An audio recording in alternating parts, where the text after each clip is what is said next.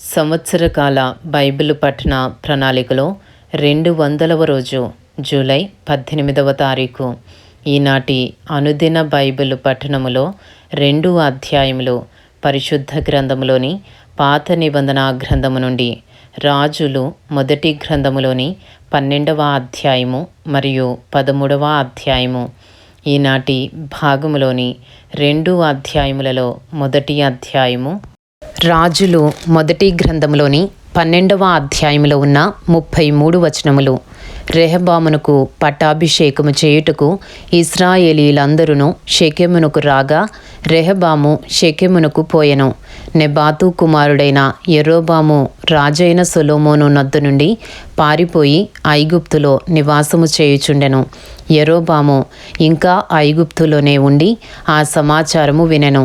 జనులు అతని పిలువనంపగా యరొబామును ఇశ్రాయేలీల సమాజమంతయును వచ్చి రెహబాముతో ఇలాగు మనవి చేసిరి: నీ తండ్రి బరువైన కాడిని మా మీద ఉంచెను. నీ తండ్రి నియమించిన కఠినమైన దాస్యమును మా మీద అతడు ఉంచిన బరువైన కాడిని నీవు చులకన చేసిన ఎడల మేము నీకు సేవ చేయుదుము. అందుకు రాజు, మీరు వెళ్ళి 3 దినములైన తరువాత నా యొద్దకు తిరిగి రండని సెలవీయగా జనులు వెళ్ళిపోయిరి. అప్పుడు రాజైన రెహబాము తన తండ్రి అయిన సొలొమోను బ్రతికియున్నప్పుడు అతని సముఖమందు సేవ చేసిన పెద్దలతో ఆలోచన చేసి, ఈ జనులకు ఏమి ప్రత్యుత్తరమిచ్చెదనని వారినడుగగా, వారు ఈ దినముననే నీవు ఈ జనులకు దాసుడివై వారికి సేవ చేసి మృదువైన మాటలతో వారికి ప్రత్యుత్తరం ఇచ్చిన ఎడల వారు సదాకాలము నీకు దాసులగుదురనిరి. అయితే అతడు పెద్దలు తనతో చెప్పిన ఆలోచనను నిర్లక్ష్యపెట్టి తనతో కూడా పెరిగిన యవనులను పిలిచి ఆలోచన అడిగి వారికి ఇలాగూ ప్రశ్న వేసెను: మా మీద నీ తండ్రి ఉంచిన కాడిని చులకన చేయుడని నాతో చెప్పుకునిన ఈ జనులకు ప్రత్యుత్తరమిచ్చుటకు ఏ ఆలోచన మీరు చెప్పుదురు? అప్పుడు అతనితో కూడా ఎదిగిన ఆ యవ్వనస్తులు ఈ ఆలోచన చెప్పిరి: నీ తండ్రి మా కాడిని బరువైనదిగా చేసెను గాని నీవు దానిని చులకన చేయవలనని నీతో చెప్పుకునిన ఈ జనులకు ఈలాగు ఆజ్ఞ ఇమ్ము: నా తండ్రి నడుము కంటే నా చిటికిన వ్రేలు పెద్దదిగా ఉండును. నా తండ్రి మీ మీద బరువైన కాడిని పెట్టెను సరే, నేను ఆ కాడిని ఇంకా బరువుగా చేయుదును. నా తండ్రి చబుకులతో మిమ్మను శిక్షించెను సరే, నేను కొరడాలతో మిమ్మను శిక్షించుదును. 3వ దినమందు నా యొద్దకు రండని రాజు నిర్ణయము చేసియున్నట్లు యరొబామును జనులందరూ 3వ దినమున రెహబాము నద్దకు వచ్చిరి. అప్పుడు రాజు పెద్దలు చెప్పిన ఆలోచనను నిర్లక్ష్యపెట్టి యవనులు చెప్పిన ఆలోచన చొప్పున వారికి కఠినముగా ప్రత్యుత్తరమిచ్చి ఇట్లు ఆజ్ఞాపించెను: నా తండ్రి మీ కాడిని బరువుగా చేసెను గాని నేను మీ కాడిని మరీ బరువుగా చేయుదును. నా తండ్రి చబుకులతో మిమ్మను శిక్షించెను గాని నేను కొరడాలతో మిమ్మను శిక్షించుదును. జనులు చేసిన మనవిని రాజు ఈ ప్రకారము అంగీకరింపకపోయెను. షిలోనీయుడైన అహీయా ద్వారా నెబాతు కుమారుడైన యరొబాముతో తాను పలికించిన మాట నెరవేర్చవలెనని యెహోవా ఈలాగున జరిగించెను. కాబట్టి ఇశ్రాయేలు వారందరూ రాజు తమ విన్నపమును వినలేదని తెలుసుకుని రాజుకి ఇలాగు ప్రత్యుత్తరమిచ్చిరి: దావీదులో మాకు భాగమేది? యెషయి కుమారుని యందు మాకు స్వాస్థ్యము లేదు. ఇశ్రాయేలు వారలారా, మీ గుడారములకు పోవుడి. దావీదు సంతతి వారలారా, మీ వారిని మీరే చూచుకునుడి అని చెప్పి ఇశ్రాయేలు వారు తమ గుడారములకు వెళ్ళిపోయిరి. అయితే యూదా పట్టణములలోనున్న ఇశ్రాయేలు వారిని రెహబాము ఏలెను. తరువాత రాజైన రెహబాము వెట్టి పని వారి మీద అధికారి అయిన అదోరామును పంపగా ఇశ్రాయేలు వారందరూ రాళ్లతో అతని కొట్టినందున అతడు మరణమాయెను. కాబట్టి రాజైన రెహబాము యెరూషలేమునకు పారిపోవలెనని తన రథము మీద త్వరగా ఎక్కెను. ఈ ప్రకారము ఇశ్రాయేలు వారు నేటి వరకు జరుగుచున్నట్లు దావీదు సంతతి వారి మీద తిరుగుబాటు చేసిరి. మరియు యరొబాము తిరిగి వచ్చెనని ఇశ్రాయేలు వారందరూ విని సమాజముగా కూడి అతని పిలువనంపించి ఇశ్రాయేలు వారందరి మీద రాజుగా అతనికి పట్టాభిషేకము చేసిరి. యూదా గోత్రీయులు తప్ప దావీదు సంతతి వారిని వెంబడించిన వారెవరూ లేకపోయిరి. రాజులు మొదటి గ్రంథము 12వ అధ్యాయము 21వ వచనము నుండి. రెహబాము యెరూషలేమునకు వచ్చిన తరువాత ఇశ్రాయేలు వారితో యుద్ధము చేసి రాజ్యము సొలొమోను కుమారుడైన రెహబాము అను తనకు మరలా వచ్చునట్లు చేయుటకై యూదా వారందరిలో నుండి బెన్యామీను గోత్రీయులలో నుండి యుద్ధ ప్రవీణులైన 180,000 మందిని పోగు చేసెను. అంతటా దేవుని వాక్కు దైవజనుడగు షెమయాకు ప్రత్యక్షమై ఈలాగు సెలవిచ్చెను. నీవు సొలొమోను కుమారుడును యూదా రాజునైన రెహబాముతోనూ యూదా వారందరితోనూ బెన్యామీనీయులందరితోనూ శేషించిన వారందరితోనూ ఇట్లనుము. యెహోవా సెలవిచ్చినదేమనగా, జరిగినది నా వలననే జరిగెను. మీరు ఇశ్రాయేలు వారగు మీ సహోదరులతో యుద్ధము చేయుటకు వెళ్ళక అందరును మీ మీ ఇండ్లకు తిరిగిపోవుడి. కాబట్టి వారు యెహోవా మాటకు లోబడి దానిని బట్టి యుద్ధమునకు పోక నిలిచిరి. మొదటి రాజులు 12వ అధ్యాయము 25వ వచనము నుండి. తరువాత యరొబాము ఎఫ్రాయిము మన్యమందు షెకెమను పట్టణము కట్టించి అచ్చట కాపురముండి అచ్చట నుండి బయలుదేరి పెనూయేలును కట్టించెను. ఈ జనులు యెరూషలేమునందున్న యెహోవా మందిరమందు బలులు అర్పించుటకు ఎక్కిపోవుచుండిన ఎడల ఈ జనుల హృదయము యూదా రాజైన రెహబాము అను తమ యజమానుని తట్టు తిరుగును. అప్పుడు వారు నన్ను చంపి యూదా రాజైన రెహబాము నొద్ద మరలా చేరుదురు. రాజ్యము మరలా దావీదు సంతతి వారిదగును అని యరొబాము తన హృదయమందు తలంచి ఆలోచన చేసి 2 బంగారపు దూడలు చేయించి జనులను పిలిచి, యెరూషలేమునకు పోవుట మీకు బహు కష్టము. ఇశ్రాయేలు వారలారా, ఐగుప్తు దేశములో నుండి మిమ్మును రప్పించిన మీ దేవుడు ఇవే అని చెప్పి ఒకటి బేతేలు నందును ఒకటి దాను నందును ఉంచెను.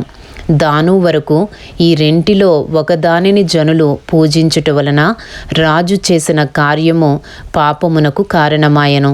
మరియు అతడు ఉన్నత స్థలములను కట్టించి మందిరముగా ఏర్పరిచి లేవీయులు కాని సాధారణమైన వారిలో కొందరిని యాజకులుగా నియమించెను. మరియు యరొబాము యూదా దేశమందు జరుగు ఉత్సవము వంటి ఉత్సవమును 8వ మాసము 15వ దినమందు జరుప నిర్ణయించి బలిపీఠము మీద బలులు అర్పించుచూ వచ్చెను. ఈ ప్రకారము బేతేలు నందును తాను చేయించిన దూడలకు బలులు అర్పించుచుండెను. మరియు తాను చేయించిన ఉన్నతమైన స్థలమునకు యాజకులను బేతేలు నందుంచెను. ఈ ప్రకారము అతడు యోచించిన దానిని బట్టి 8వ మాసము 15వ దినమందు బేతేలులో తాను చేయించిన బలిపీఠము మీద బలులు అర్పించుచూ వచ్చెను. మరియు ఇశ్రాయేలు వారికి ఒక ఉత్సవమును నిర్ణయించి ధూపము వేయుటకై తానే బలిపీఠము ఎక్కెను. ఇంతటితో రాజులు మొదటి గ్రంథములోని 12వ అధ్యాయంలో ఉన్న 33 వచనములు పూర్తి చేయబడినవి. ఈనాటి భాగములోని 2 అధ్యాయములలో 2వ అధ్యాయము రాజులు మొదటి గ్రంథములోని 13వ అధ్యాయంలో ఉన్న 34 వచనములు. అంతటా దైవజనుడైన ఒకడు యెహోవా చేత సెలవు నొంది యూదా దేశము నుండి బేతేలునకు వచ్చెను. ధూపము వేయుటకై యరొబాము ఆ బలిపీఠమునొద్ద నిలిచియుండగా ఆ దైవజనుడు యెహోవా ఆజ్ఞ చేత బలిపీఠమునకు ఈ మాట ప్రకటన చేసెను. బలిపీఠమా, బలిపీఠమా, యెహోవా సెలవిచ్చినదేమనగా, దావీదు సంతతిలో యోషియా అనునొక శిశువు పుట్టును. నీ మీద ధూపము వేసిన ఉన్నత స్థలము యొక్క యాజకులను అతడు నీ మీద అర్పించును. అతడు మనుష్య శల్యములను నీ మీద దహనము చేయును. ఈ బలిపీఠము బద్దలైపోయి దాని మీదనున్న బుగ్గి ఒలికిపోవుటయే యెహోవా ఇచ్చు సూచన అని చెప్పి ఆ దినమున ఆ ప్రవక్త సూచన ఒకటి ఇచ్చెను. బేతేలు నందున్న బలిపీఠమును గూర్చి ఆ దైవజనుడు ప్రకటించిన మాట రాజైన యరొబాము విని బలిపీఠము మీద నుండి తన చెయ్యి చాపి వానిని పట్టుకునుమని చెప్పగా అతడు చాపిన చెయ్యి ఎండిపోయెను. దానిని వెనుకకు తీసుకొనుటకు అతనికి శక్తి లేకపోయెను. మరియు యెహోవా సెలవు ప్రకారము దైవజనుడిచ్చిన సూచన చొప్పున బలిపీఠము బద్దలు కాగా బుగ్గి దాని మీద నుండి ఒలికిపోయెను. అప్పుడు రాజు, నా చెయ్యి మునుపటి వలె బాగగునట్లు నీ దేవుడైన యెహోవా సముఖమందు నా కొరకు వేడుకొనుమని ఆ దైవజనుని బతిమాలుకొనగా దైవజనుడు యెహోవాను బతిమాలుకొనెను. గనుక రాజు చెయ్యి మరలా బాగై మునుపటి వలె ఆయను. అప్పుడు రాజు, నీవు నా ఇంటికి వచ్చి అలసట తీర్చుకునుము, నీకు బహుమతి ఇచ్చేదనని ఆ దైవజనునితో చెప్పగా దైవజనుడు రాజుతో ఇట్లనెను, నీ ఇంటిలో సగము నీవు నాకిచ్చినను నీతో కూడా నేను లోపలికి రాను. ఈ స్థలమందు నేను అన్నపానములు పుచ్చుకొనను. అన్నపానములు పుచ్చుకొనవద్దనియు నీవు వచ్చిన మార్గమున తిరిగి పోవద్దనియు యెహోవా వాక్కు చేత నాకు సెలవాయనని రాజుతో అనెను. అంతటా అతడు తాను బేతేలునకు వచ్చిన మార్గమున వెళ్ళక మరి ఒక మార్గమున తిరిగిపోయెను. మొదటి రాజులు 13వ అధ్యాయము 11వ వచనము నుండి. బేతేలులో ప్రవక్తయగు ఒక ముసలివాడు కాపురముండెను. ఇతని కుమారులలో ఒకడు వచ్చి బేతేలులో దైవజనుడు ఆ దినమున చేసిన క్రియలన్నిటినీ అతడు రాజుతో పలికిన మాటలన్నిటినీ తమ తండ్రితో తెలియచెప్పగా వారి తండ్రి అతడు ఏ మార్గమున వెళ్ళిపోయినని వారిని అడిగెను. అంతటా అతని కుమారులు యూదా దేశములో నుండి వచ్చిన దైవజనుడు ఏ మార్గమున వెళ్ళిపోయినది తెలిపిరి. పిమ్మట అతడు తన కుమారులను పిలిచి, నా కొరకు గాడిదకు గంత కట్టుడని చెప్పగా వారు అతని కొరకు గాడిదకు గంత కట్టిరి. అతడు దానిమీద ఎక్కి దైవజనుని కనుగొనవలెనని పోయి మస్తకి వృక్షము క్రింద అతడు కూర్చుండగా చూచి, యూదా దేశములో నుండి వచ్చిన దైవజనుడు నీవేనా అని అడుగుగా అతడు నేనే అనెను. అప్పుడు అతడు నా ఇంటికి వచ్చి భోజనము చేయమనగా అతడు నేను నీతో కూడా మరలి రాజాలను నీ ఇంట ప్రవేశింపను మరియు నీతో కలిసి ఈ స్థలమందు అన్నపానములు పుచ్చుకొనను. నీవు అచ్చట అన్నపానములు పుచ్చుకొనవద్దనియు నీవు వచ్చిన మార్గమున పోవుటకు తిరగవద్దనియు యెహోవా వాక్కు చేత నాకు సెలవాయనని చెప్పెను. అందుకతడు, నేనును నీ వంటి ప్రవక్తనే మరియు దేవదూత ఒకడు యెహోవా చేత సెలవు పొంది అన్నపానములు పుచ్చుకున్నట్టుకై అతని నీ ఇంటికి తోడుకుని రమ్మని నాతో చెప్పెనని అతనితో అబద్ధమాడగా అతడు తిరిగి అతనితో కూడా మరలిపోయి అతని ఇంట అన్నపానములు పుచ్చుకొనెను. వారు భోజనము చేయుచుండగా అతనిని వెనుకకు తోడుకుని వచ్చిన ఆ ప్రవక్తకు యెహోవా వాక్కు ప్రత్యక్షమాయెను. అంతటా అతడు యూదా దేశములో నుండి వచ్చిన దైవజనుని పిలిచి, యెహోవా ఈలాగున ఆజ్ఞ ఇచ్చుచున్నాడు, నీ దేవుడైన యెహోవా నీకు ఆజ్ఞాపించిన దానిని గైకొనక ఆయన సెలవిచ్చిన నోటి మాట మీద తిరుగుబడి నీవు వెనుకకు వచ్చి నీవు అచ్చట అన్నపానములు పుచ్చుకొనవలదని ఆయన సెలవిచ్చిన స్థలమున భోజనము చేసియున్నావు గనుక నీ కళేబరము నీ పితరుల సమాధిలోనికి రాకపోవునని ఎలుగెత్తి చెప్పెను. అంతట వారు అన్నపానములు పుచ్చుకునిన తరువాత అచ్చటి ప్రవక్త తాను వెనుకకు తోడుకొని వచ్చిన ఆ ప్రవక్తకు గాడిద మీద గంత కట్టించెను.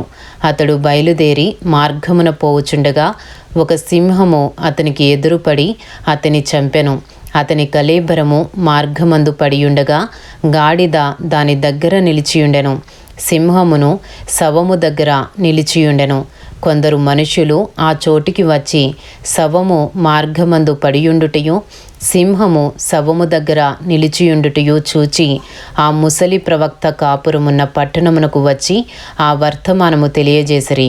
మార్గములో నుండి అతని తోడుకొని వచ్చిన ఆ ప్రవక్త ఆ వర్తమానము వినినప్పుడు యెహోవా మాటను అంగీకరింపుగా తిరగబడిన దైవజనుడు ఇతడే.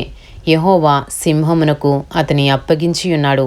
యెహోవా సెలవిచ్చిన ప్రకారము అది అతని చీల్చి చంపెను అని పలికి తన కుమారులను పిలిచి గాడిదకు నా కొరకు గంతకట్టుడని చెప్పెను.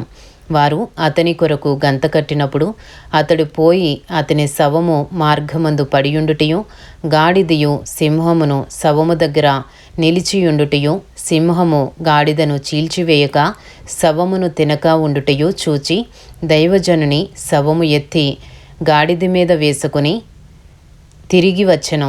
ఈ ప్రకారము ఆ ముసలి ప్రవక్త అంగలార్చుటకును సమాధిలో శవమును పెట్టుటకును పట్టణమునకు వచ్చెను. అతడు తన సమాధిలో ఆ శవమును పెట్టగా జనులు కటకట నా సహోదరుడా అని ఏడ్చిరి. మరియు ఇతడు సమాధిలో శవమును పెట్టి, నేను మరణమైనప్పుడు దైవజనుడైన ఇతడు పెట్టబడిన సమాధిలో నన్ను పాతిపెట్టుడి, నా శల్యములను అతని శల్యము దగ్గర ఉంచుడి. యెహోవా మాటను బట్టి బేతేలులోనున్న బలిపీఠమునకు విరోధముగాను షోమ్రోను పట్టణములోనున్న ఉన్నత స్థలములలోని మందిరములన్నిటికీ విరోధముగాను అతడు ప్రకటించినది అవశ్యముగా సంభవించునని తన కుమారులతో చెప్పెను. మొదటి రాజులు 13వ అధ్యాయము 33వ వచనము నుండి. ఈ సంగతి అయిన తరువాత యరొబాము తన దుర్మార్గమును విడిచిపెట్టక సామాన్య జనులలో కొందరిని ఉన్నత స్థలములకు యాజకులుగా నియమించెను. తనకిష్టులైన వారిని యాజకులుగా ప్రతిష్ఠించి వారిని ఉన్నత స్థలములకు యాజకులుగా నియమించెను. యరొబాము సంతతి వారిని నిర్మూలము చేసి భూమి మీద ఉండకుండా నశింపజేయునట్లుగా ఇది వారికి పాప కారణమాయెను. ఇంతటితో రాజులు మొదటి గ్రంథములోని 13వ అధ్యాయంలో ఉన్న 34 వచనములు పూర్తి చేయబడినవి. ఈనాటి భాగంలోని 2 అధ్యాయములు రాజులు మొదటి గ్రంథములోని 12వ అధ్యాయము మరియు 13వ అధ్యాయము పూర్తి చేయబడినవి. Thank you lord.